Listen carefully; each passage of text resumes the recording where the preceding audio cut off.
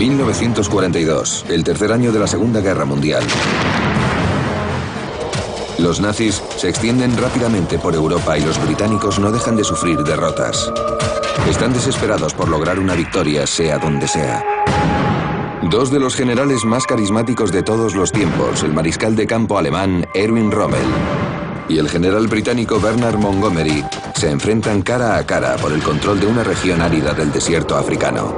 Se encuentran a kilómetros de distancia, pero en sus mentes juegan una partida en la misma mesa. Dos generales modernos con gran experiencia en guerras en el desierto se adentrarán uno en la mente del otro para analizar las estrategias respectivas, mientras un grupo de expertos militares estudia el equipo del que disponían. ¡Fuego! Y su potencia de fuego para descubrir cómo se ganó la batalla de El Alamein. Generales en guerra. El Alamein. En febrero de 1941, Hitler envió al general Erwin Rommel al norte de África para liderar una batalla contra los británicos. El desierto de Libia es un remanso para un general tan independiente y con una reputación como militar tan brillante como rebelde. Rommel rompe las normas y asume riesgos. Hay que enfrentarse a ellos. Hay que ver las oportunidades. Si algo supone un riesgo, también ofrece una oportunidad. El teniente general Sir John Kingsley es uno de los generales más importantes del ejército británico y ha dirigido tanques en el desierto. Siente una gran fascinación por Rommel. Es un líder muy carismático, que dirige desde el frente. No obedece las órdenes si no está de acuerdo, aunque hay excepciones. Y a veces cambia de plan rápidamente. El trabajo de Rommel consiste en revitalizar el ejército italiano que lucha contra los británicos en Egipto y en Libia. Los aliados de los alemanes han sido prácticamente aniquilados. Hitler le ofrece unos cuantos hombres a Rommel, además de tanques, para tratar de solventar los fracasos del ejército de Mussolini. Pero el impulsivo Rommel ignora sus órdenes y ataca de inmediato. 2 días después de haber llegado al norte de África, Rommel ya había adelantado sus efectivos. Había entrado en contacto con el enemigo, situado a 450 kilómetros al este, y volaba por encima de sus cabezas en un avión. Se da cuenta de que lo más importante en una guerra es hacerse con la iniciativa y mantenerla. Su estilo es la guerra relámpago. Esta táctica conlleva una actitud ofensiva, el elemento sorpresa y una serie de maniobras para encontrar el punto débil del enemigo antes de rodearlo y aniquilarlo. La mayoría de los generales que han obtenido la victoria tienen una gran intuición e instinto. Rommel tenía estas cualidades, sin duda. La veloz guerra relámpago de Rommel sorprende a los soldados británicos que no estaban preparados. Un ejército pobremente equipado logra sacarlos de Libia. El talento de Rommel para realizar incursiones arriesgadas comenzó en la Primera Guerra Mundial, algo que le valió una Cruz de Hierro por su valentía. Llegó a dirigir el cuerpo de guardaespaldas de Hitler y se ganó la plena confianza del Führer. Además del ejército, lo único que le importaba en la vida eran su hijo y su mujer Lucy. Le escribe casi cada día que puede. Por las cartas, sabemos que su mujer era la persona más importante de su vida. Comparte con ella sus más íntimas opiniones sobre las batallas y la campaña. 3 de abril de 1941. Querida Lu, hemos estado atacando y logrando brillantes victorias desde el 31. Me he arriesgado ignorando las órdenes e instrucciones porque las oportunidades me parecían favorables. Los británicos tropiezan entre ellos mientras intentan escapar. Nosotros tenemos pocas víctimas y no podemos calcular cuál será el botín. Como puedes imaginar, la felicidad no me deja dormir. El botín para Rommel está en el este. Quiere avanzar por Egipto para cruzar el canal de Suez y tomar el control de los yacimientos petrolíferos que se encuentran más allá. Los británicos controlan el aire, así que Rommel debe vencerlos en tierra. Encuentro la inspiración en un arma pensada para derribar aviones que nos muestra un excomandante de tanques, Crispin Swain. Este es un cañón de 88 milímetros. Se usaba como defensa antiaérea por el largo alcance de su disparo y su gran velocidad en la boca del cañón. Rommel se dio cuenta de que al modificar la trayectoria del cañón, lograba alcanzar objetivos en tierra con mucha precisión a más de 2.000 metros de distancia. Podía usarse tanto para aviones como para tanques. Los alemanes disponían de un cañón antitanque que disparaba más rápido, con más precisión y más lejos que cualquier otra arma de las que se usaban hasta el momento. ¿De qué armas disponían los británicos para igualarlo?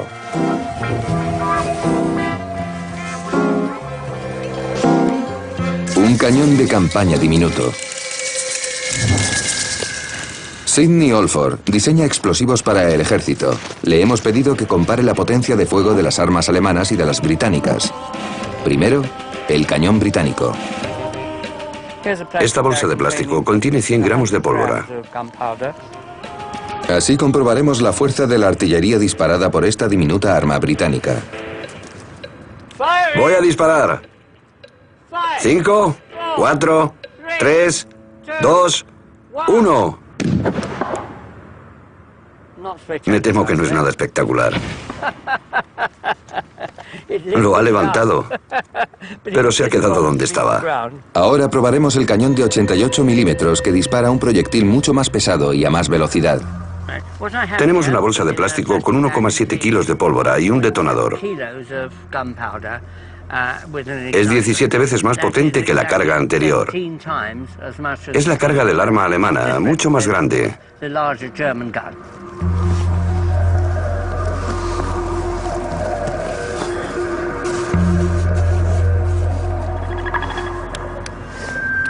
¡Fuego! 6 metros. Me gusta. Es mucho más potente. El cañón de 88 milímetros se hace con el control del campo de batalla, donde quiera que aparezca.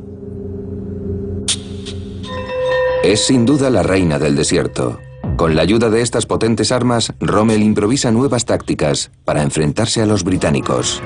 Ataca al enemigo con los Panzers y simula una retirada atrayéndolo hacia una línea de cañones de 88 milímetros enterrados bajo tierra, que lo aniquila.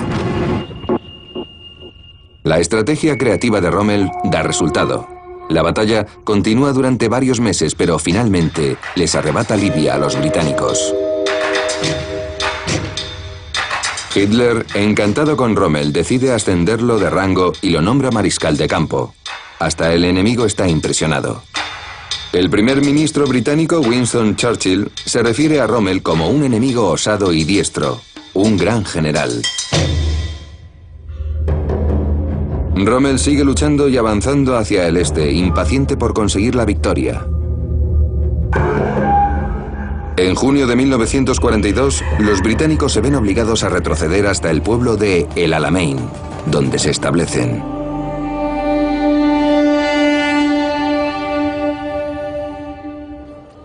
Winston Churchill decide volar al desierto, impresionado por los rápidos movimientos de Rommel. Cree que el octavo ejército necesita un nuevo líder. En los 18 meses que llevan en África, Rommel se ha enfrentado a 3 comandantes británicos y se ha desplazado a lo largo de 1.200 kilómetros por el desierto. Ahora está a punto de conocer a un enemigo que estará a su altura. Un enemigo preparado para el enfrentamiento.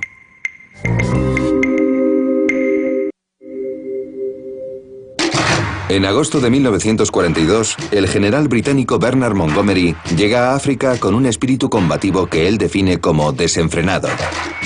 Lo necesitará. Su tarea es controlar al astuto mariscal de campo alemán Rommel, a quien llaman el zorro del desierto. Físicamente, Montgomery era un hombre menudo e irritable. Creo que podríamos definirlo como un carácter inadaptado en algunas ocasiones. Era una de esas personas irritantes que siempre conocen la respuesta a cualquier pregunta, que en las discusiones se convierten en perros de presa que defienden su postura hasta que consiguen completar su argumentación y garantizar que ha ganado la discusión. Patrick Cordingley, general de división, fue comandante de los tanques británicos en la Primera Guerra del Golfo. Montgomery fue uno de sus héroes de infancia. Recuerdo el día que visitó nuestra escuela. Al final de su discurso nos dijo: dejaré un libro para vuestra biblioteca. Es un buen libro. Yo soy el autor. Igual que Rommel, Montgomery era un soldado profesional. Su fuerte no radica en la osadía, sino en la planificación y la preparación. Lo único que le distrae del trabajo es su mujer. Es un marido entregado. Pero su temprana muerte le rompe el corazón, como comenta en sus memorias. Estaba derrotado. Mi alma gritaba, llena de angustia. Me sentía rodeado de una gran oscuridad. Mi espíritu me había abandonado. Se queda solo con su hijo, con quien no pasa mucho tiempo, porque ha elegido llegar a lo más alto en la carrera que ha elegido. Es ese tipo de persona. Montgomery no es conocido cuando lo eligen para liderar al ejército británico en el Alamein. Cree firmemente que está preparado para asumir el puesto, pero Churchill no lo tiene tan claro. De repente se da esa situación extraordinaria en la que lo eligen a pesar de la oposición de Churchill, que no creía que fuera el hombre más indicado para dirigir el 8º ejército. Él sabía que podía hacerlo. Al día siguiente de su llegada al desierto, Montgomery reúne a los oficiales más veteranos, completamente desmoralizados, y les dice que no habrá más retiradas. Aquí resistiremos y lucharemos. Si no podemos quedarnos vivos, moriremos en este lugar. Acabaremos con Rommel de una vez por todas. Mis órdenes no se discutirán. Nada de quejas. Creo que fue la expresión exacta. Se hará lo que yo diga y nada más. Si no os gusta, podéis renunciar. Eso les subió la moral. Montgomery sabe que el ánimo es muy importante. Sus hombres creen que Rommel está por encima de sus líderes, mucho menos osados.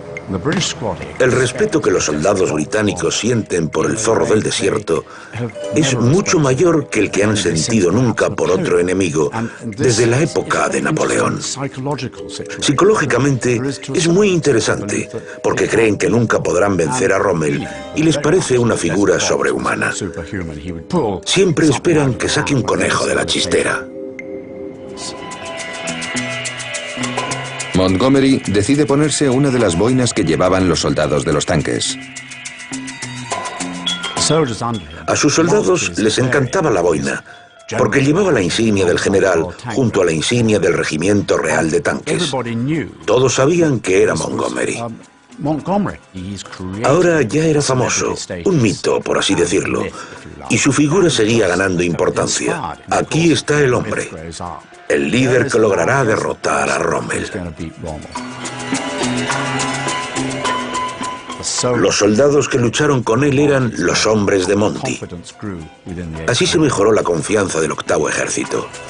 Montgomery estudia las tácticas del enemigo y, para su sorpresa, se da cuenta de que el impulsivo Rommel empieza a ser predecible.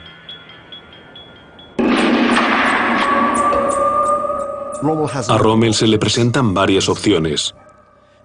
La primera es quedarse a la defensiva para acumular suministros y atacar el Alamein. La segunda es intentar romper la barrera atacando. Como podemos imaginar, escoge la segunda. Se convierte en la batalla de Alan el Halfa. Montgomery prevé el ataque de Rommel en una colina de Alan el Halfa, cerca de El Alamein. Desplaza unos cuantos tanques hasta la zona y los esconde. Sabe que su táctica preferida es realizar una maniobra envolvente, reuniendo sus tropas desde el sur y atacando por detrás. Por eso decide colocar una división acorazada para acosarles y decide seguir la táctica habitual. Montgomery decidió que en Alam el Halfa librarían una batalla relativamente estática, algo muy diferente de lo que habían hecho hasta el momento, que consistía en que los tanques se movían por la zona tratando de rodear a Rommel. Montgomery dijo: quiero apostar los tanques aquí y esperar el ataque del enemigo. Si es necesario y si podemos, realizaremos unas maniobras posteriores. Intentaremos derrotarlos con posiciones estáticas. Era un cambio. Tal como Montgomery había previsto, Rommel decide realizar una maniobra envolvente. Confía en un ataque rápido para desconcertar al enemigo.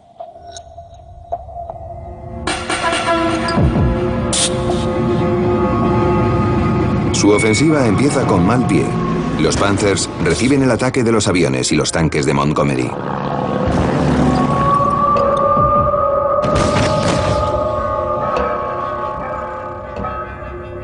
Se forma una tormenta de arena que ralentiza su avance. Rommel ya no dispone del elemento sorpresa ni de la rapidez. Decide abandonar su táctica de rodeo de la colina para realizar un ataque abierto en el frente. Montgomery no aprovecha la oportunidad para contraatacar, sino que espera. Los tanques alemanes están peligrosamente expuestos al fuego británico mientras intentan ascender la colina esquivando los disparos. Rommel debe retirarse. Los cerdos no atacan, dice. Rommel se topa con el estilo de mando de Montgomery. Tiene muy mala opinión de Montgomery. Dice que es muy cauteloso. Durante la batalla de Alan el Halfa, Rommel comete varios errores graves. En esos momentos se pregunta si Montgomery verá esas oportunidades y las aprovechará para contraatacar, pero no lo hace. Churchill quiere que Montgomery ataque ya. Churchill estaba muy presionado. Se hacían muchas preguntas sobre su liderazgo. Ansiaba obtener una victoria en la parte occidental del desierto y quería que el ataque alrededor de El Alamein se realizara cuanto antes. No debía de ser fácil mantener su postura bajo esas presiones políticas, pero Montgomery sostuvo que los hombres del octavo ejército aún no estaban preparados. No pensaba atacar hasta que estuvieran listos. Montgomery realiza unos entrenamientos muy duros para sus hombres. Luchar en forma y estar en forma para luchar. Sus hombres se ponen en forma para luchar mientras los soldados alemanes e italianos de Rommel caen como moscas. Querida Lou, he podido bañarme y cambiarme tras pasar varias semanas durmiendo sobre mi chaqueta. Los comandantes que no están muertos o heridos están enfermos. Pronto seré el único de los oficiales alemanes que haya visto todo esto de principio a fin. Los meses que han pasado luchando en el desierto tienen consecuencias. La media de soldados enfermos en las filas de Rommel casi triplica la de los soldados de Montgomery. ¿Cómo obtuvieron esta ventaja los británicos?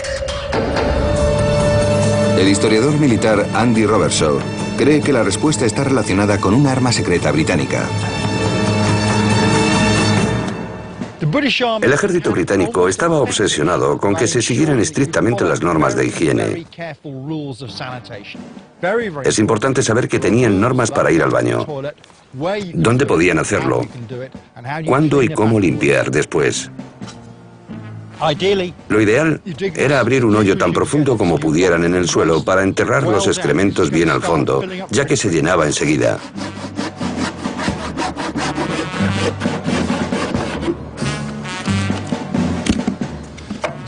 Ahora ya disponemos de una letrina portátil, lista para usar. Preparada, casi lista para probarla. Ponemos esto encima para que no entren moscas. Cuando tenemos que usarla, retiramos la tela de encima. Los soldados de Rommel, los Afrika Korps, confían en las maniobras rápidas. No disponían de mucho tiempo para construir letrinas. Los Afrika Korps se alejaban para hacer sus necesidades en el desierto y luego regresaban. Atraían a las moscas que se acercaban a la comida. Enseguida tuvieron disentería. En cuanto empieza a extenderse, no es necesaria ninguna acción por parte del enemigo para acabar con miles de hombres. La manera de ir al baño es muy importante y sobre todo para los soldados en el desierto.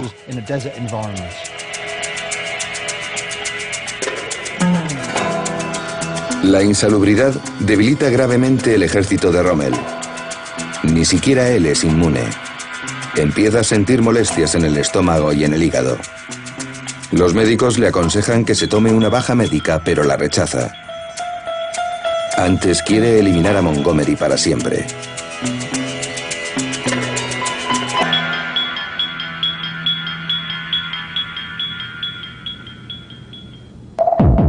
Finalmente, mientras Rommel planea el siguiente movimiento, Montgomery se prepara para realizar un ataque. Tras varias semanas de entrenamientos, sus tropas están en plena forma. Y llega la pieza que completará el rompecabezas. Reciben un regalo de los Estados Unidos.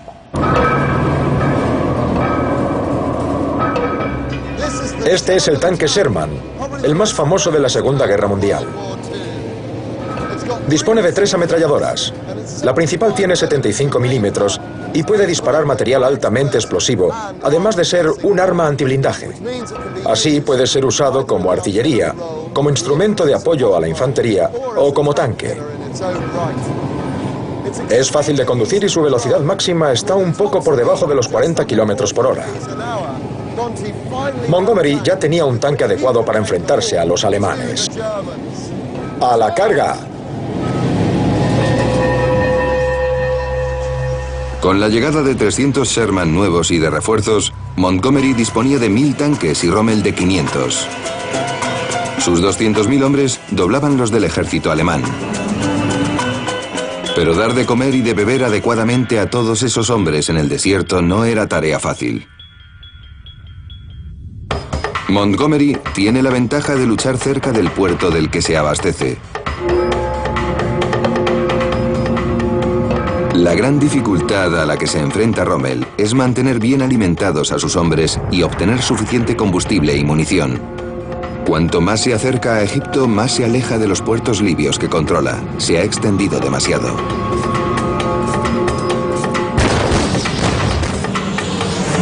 Además, los aviones británicos bombardean los barcos que contienen sus provisiones.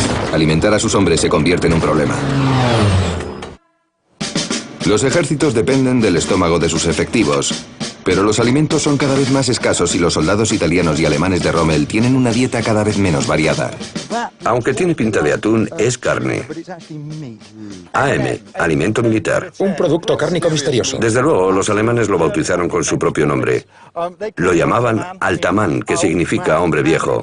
Y los italianos lo apodaron culo de Mussolini. Vaya. Lo comían con galletas saladas. No caducaban nunca, duraban muchísimo. Los alemanes decían que eran placas de cemento. Vale. Los hombres de Montgomery se alimentaban mucho mejor. Esta es la ración británica. Es un bistec enlatado, un buen bistec para los soldados. Creo que es suficiente. Así está bien, está bien. ¿Esto qué es, Andy? Esta es la porción de verdura.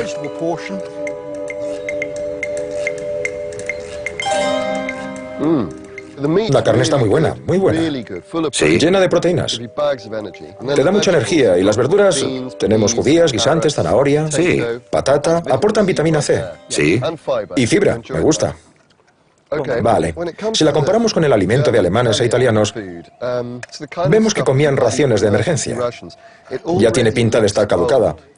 Además comen proteínas, pero no hay verduras, que también son necesarias. Sí.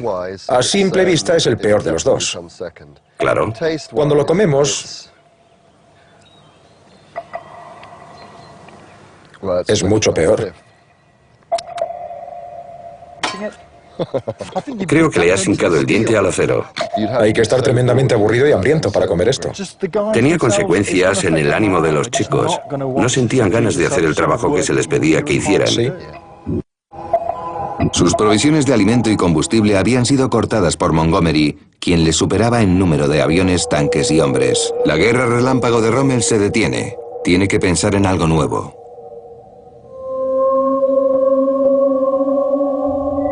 El destino está en su contra en este momento y decide cambiar de táctica. Deja a un lado la guerra relámpago que él mismo ha perfeccionado y se vuelve más defensivo. Esperará a que Montgomery se acerque. Mucha gente cree que Rommel es bueno en las guerras de maniobras, en las trampas.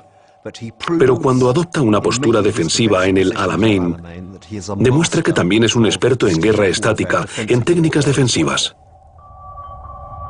La defensa de Rommel incluye 2 campos de minas de 61 kilómetros de largo, separados por 1 kilómetro. Los llama los Jardines del Diablo.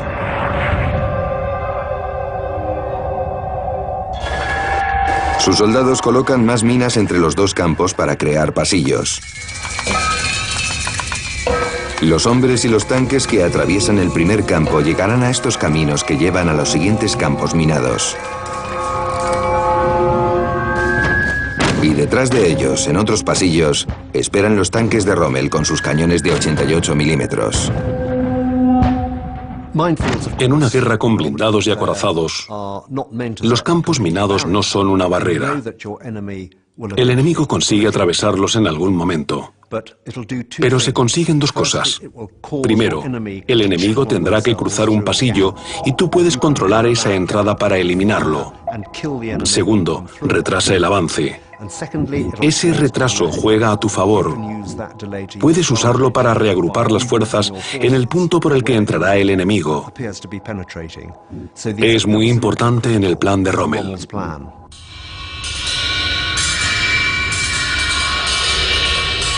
Montgomery quiere contrarrestar el movimiento de Rommel y prepara a sus hombres para encontrar y eliminar las minas alemanas.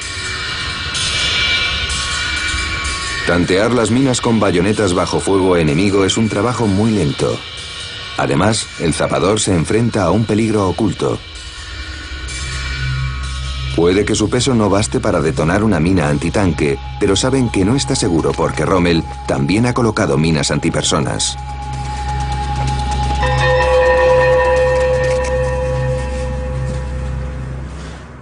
Acabo de enterrar un ejemplo de una mina llamada mina de fragmentación. Es una mina antipersonas que se detona con el peso de un hombre. Aquí tenemos una que no he enterrado. Como se puede observar, tiene dos contenedores.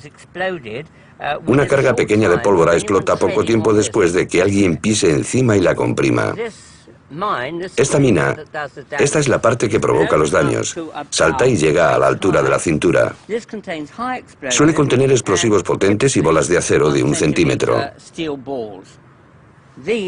Matarán al soldado que la pise y a los que se encuentren a 50 metros a la redonda.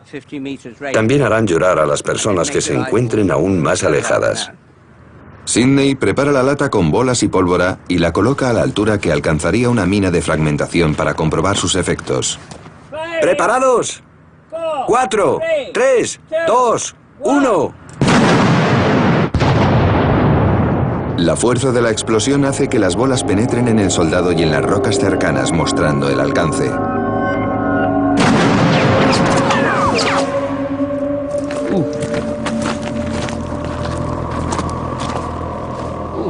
¡Qué desagradable! Hay varios impactos en la pelvis.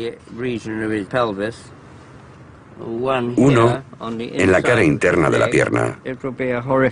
Es un arma terrible, pero la mayoría de las armas son terribles.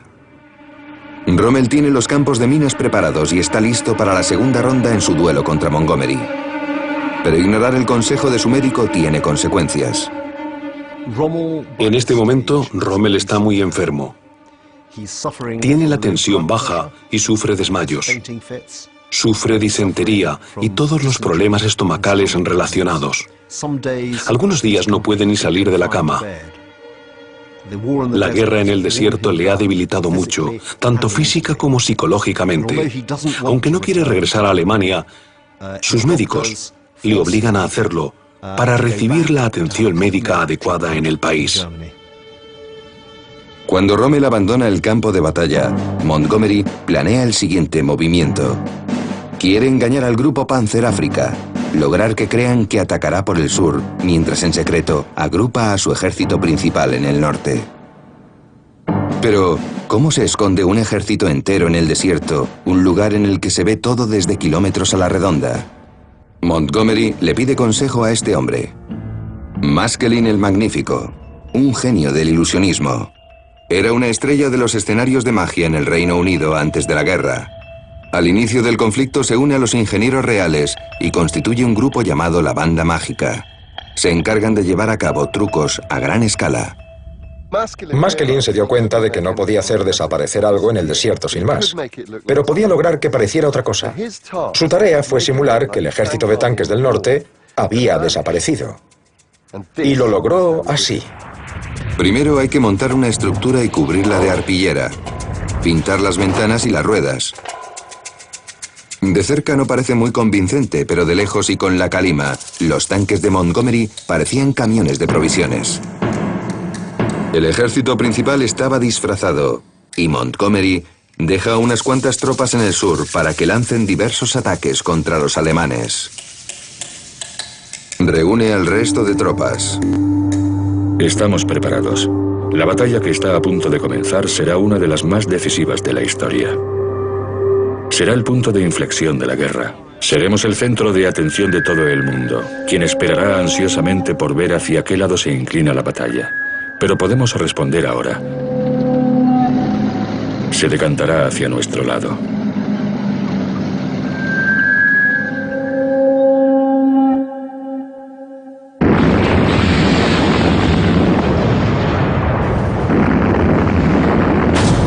El 23 de octubre de 1942, Montgomery aparece por sorpresa ante las fuerzas alemanas e italianas y lanza un bombardeo masivo.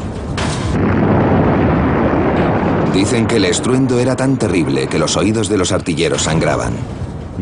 Había 1.200 armas británicas bombardeando posiciones alemanas e italianas. Y en ese momento Montgomery se fue a la cama y se quedó dormido, según comenta él mismo. Os aseguro que con la intensidad del ruido es casi imposible dormir. Sea como sea, es el mito que se crea Montgomery y lo tiene muy estudiado, porque lo que nos dice es que está relajado, preparado. Estoy descansado y quiero controlar esta batalla. Su plan es muy ambicioso.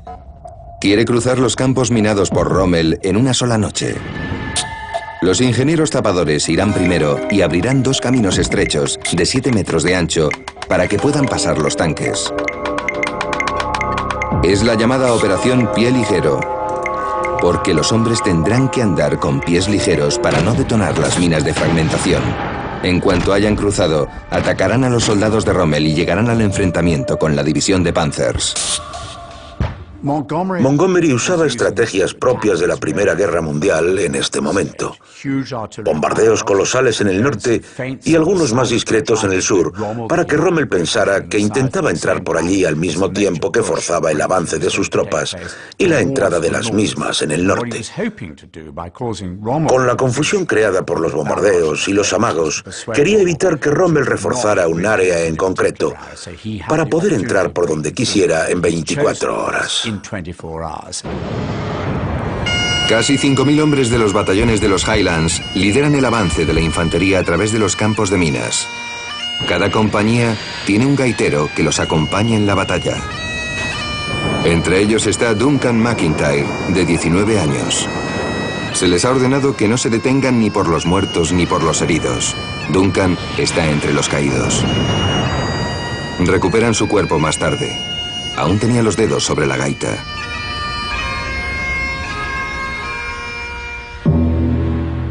El número de víctimas es altísimo. Los alemanes e italianos responden con una tormenta de fuego. Entonces los tanques de Montgomery quedan atrapados e intentan abrirse paso entre los pasillos que han logrado despejar los ingenieros. De este modo se convierten en presa fácil para los cañones de 88 milímetros y la artillería aérea. Los pasos que habían abierto servían para cruzar. Si se movían un poco hacia la derecha o a la izquierda, si el conductor dudaba un poco, pensaba, Dios mío, ¿nos meteremos en una mina? Además tenían poca visibilidad porque había arena por todas partes, la que levantaba el tanque delantero. Y si no tienes mucha suerte y eres extremadamente cuidadoso, te sumes en el caos en esos pasillos. Te conviertes en un ser muy vulnerable, te sientes vulnerable dentro de esa caja de latón. Los tanques tienen un defecto importante, son muy inflamables. El tanque Sherman fue bautizado por los alemanes como Tommy Cooker, un hornillo portátil, y las tropas aliadas lo llamaban el Ronsen. Desapareció por varios motivos. Tenía el motor de gasolina, así que emitía muchos gases. Además, llevaba mucha munición a bordo, almacenada de cualquier manera. Ahora queremos demostrar cuán rápido se podía evacuar uno de estos tanques. El equipo local de rugby ha venido a echarnos una mano. Chicos. Hola. Arriba. Bueno, entra el primero. Es el copiloto. Si el equipo recibe el impacto de la munición enemiga, tiene que evacuar el tanque tan rápido como pueda. Él es nuestro artillero. Acaba de entrar y aquí tenemos al comandante de tanque. Hay 5 personas en el interior.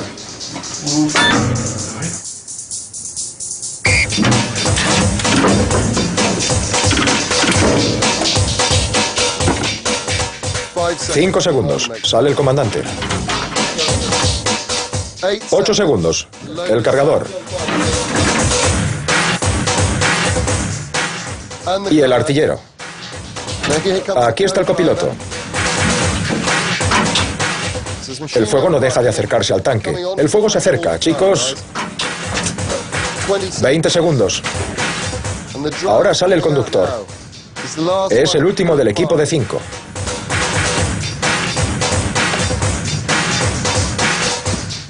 Han sido 38 segundos, ¿vale?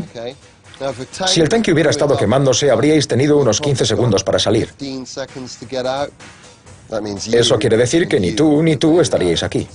Esa es la realidad a la que se enfrentaban a diario esos chicos.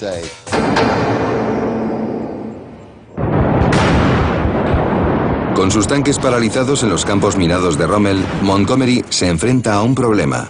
La primera noche de batalla le despiertan para informarle de que ningún tanque ha logrado cruzar.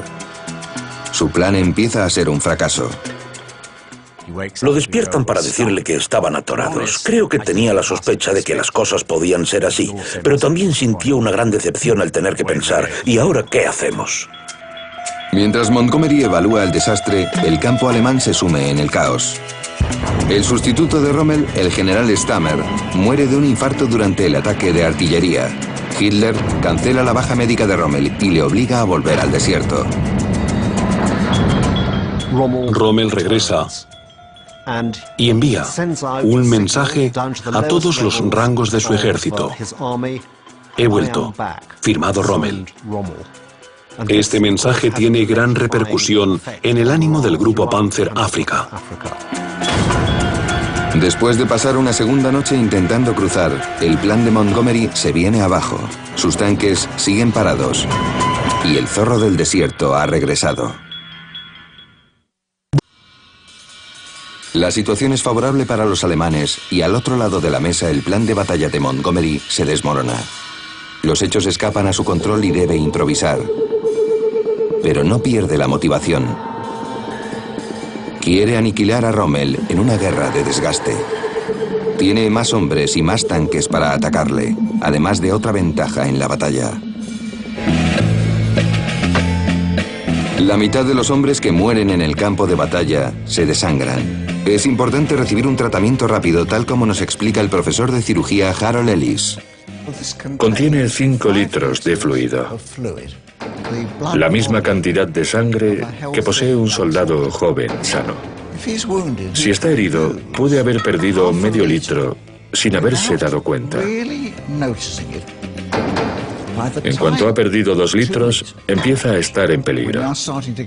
Si no se hace nada al respecto, se desangrará hasta morir.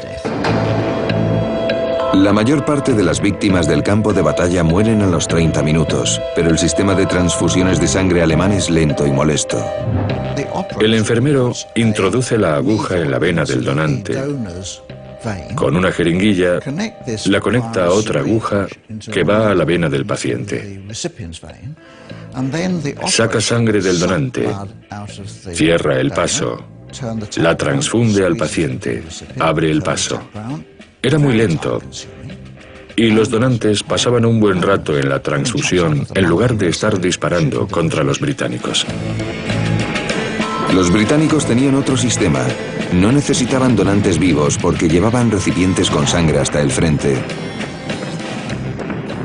Le colocaban la aguja al paciente, sujetaban el recipiente en un árbol o lo que encontraran y dejaban que la sangre fluyera. Podían tener una fila de pacientes, 20, 30, recibiendo sangre a la vez, mientras 2 o 3 personas controlaban la transfusión. Montgomery cree que puede derrotar al enemigo gracias al respaldo médico y al mayor número de efectivos. Pero sus tanques siguen parados en los campos de minas.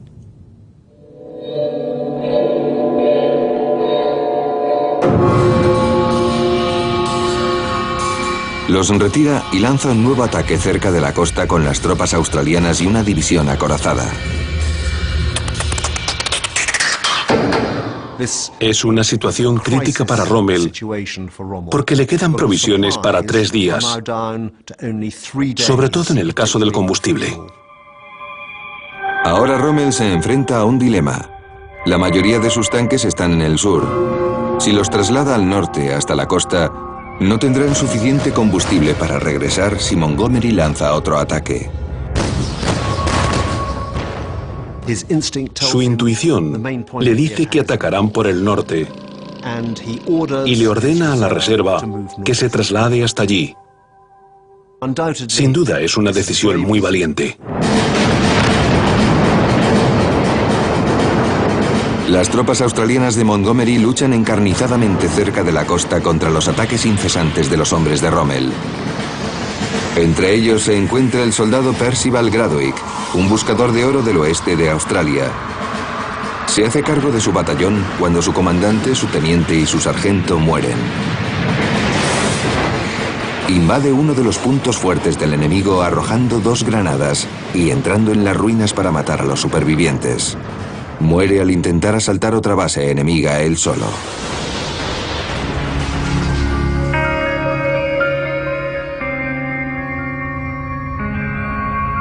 Recibe una Cruz Victoria póstuma.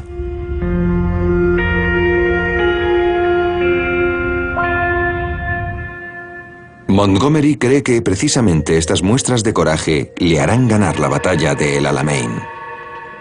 Pero, ¿atacará el zorro del desierto?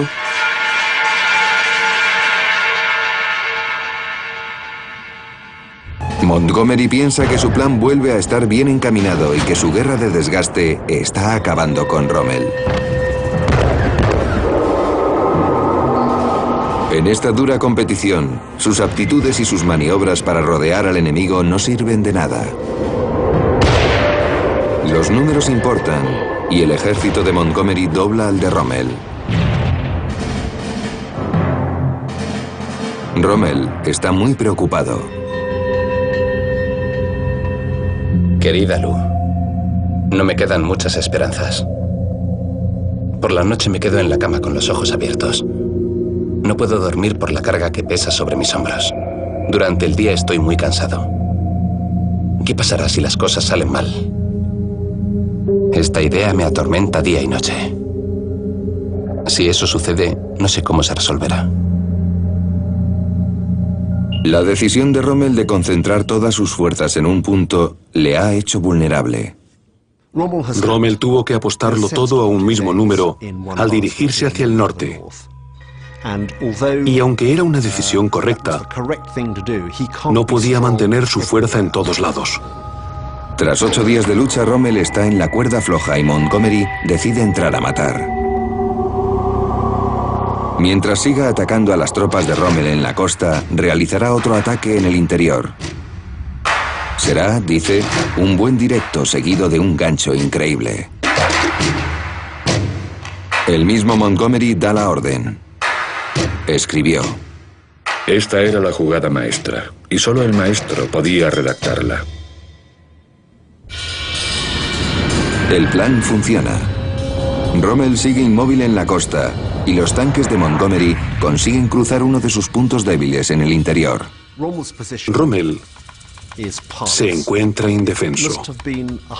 Es muy probable que toda su fuerza hubiera quedado destruida y aniquilada in situ. Rommel le pide permiso a Hitler para retirarse. Llega una orden directa de Hitler, en la que le obliga a quedarse donde está y a no ceder ni un metro de terreno.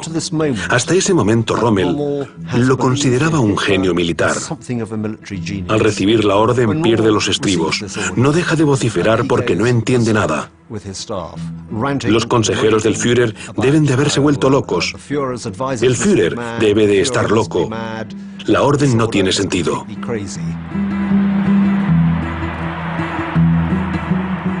Rommel sigue luchando un día más y ordena la retirada, desafiando a Hitler.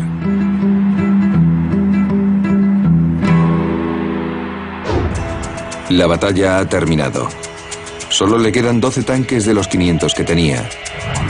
30.000 hombres, un tercio del total, han sido capturados por Montgomery.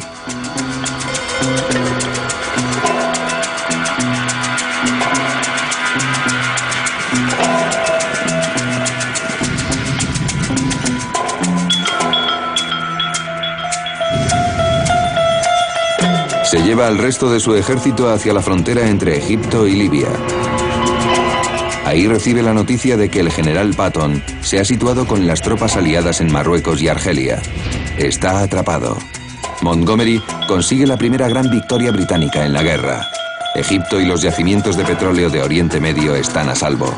El orgullo británico se recupera. Churchill está satisfecho y ordena que se toquen las campanas de todas las iglesias del país por primera vez desde el inicio de la guerra, 3 años antes. Churchill estaba muy contento con el resultado y con las celebraciones en todo el país. Hizo que tocaran todas las campanas. Fue un momento de júbilo. Podemos lograrlo. Churchill no dejaba de decir que podían derrotarlos. Lo hemos hecho y no nos detendremos hasta que los hayamos abatido completamente. ¡Qué gran momento en la historia! Caballero tras el Alamein. Más adelante se convirtió en vicecomandante supremo de la OTAN en Europa. Murió a los 88 años. Rommel escapó del desierto y siguió cuestionando la decisión de Hitler. Tras ser considerado cómplice en un intento de asesinato del Führer, le ofrecieron elegir entre el suicidio o el juicio por traición. Se quitó la vida con cianuro.